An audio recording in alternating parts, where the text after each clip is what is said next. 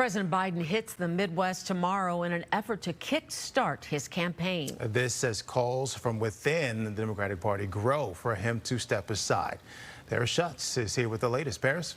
Yeah, Terrence, Biden hits Madison, Wisconsin for a pre-scheduled rally tomorrow before sitting down for that primetime interview with George Stephanopoulos.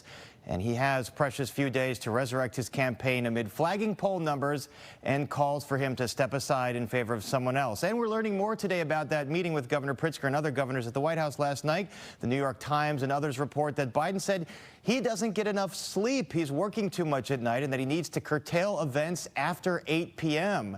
The Times reports that governors were less than enthused after that meeting with some of what they heard, although three of them, as you see here, attempted to show a unified front outside the White House. He has had our backs through COVID, through all of the recovery, all of the things that have happened. The governors have his back. The president is our party leader, and the president has told us, and he was very clear back there, that he is in this to win this. Biden step aside. There are multiple scenarios on how a succession plan would work. He could resign from the presidency now, leaving it to Vice President Kamala Harris, who would then assume Biden's delegates for the nomination going forward. He could choose to drop out of the campaign and direct his delegates to back a certain candidate, although they would not be obligated to follow his suggestions. Just a suggestion. South Carolina Democratic Congressman Jim Clyburn floated the possibility of a mini primary where several candidates would debate and compete over the next week. Either way, if Biden does choose to step aside, he'd have to tell his delegates what to do, and it would certainly make Chicago's Democratic National Convention the most dramatic since the city hosted it in 1968. He can direct them to back one candidate or another.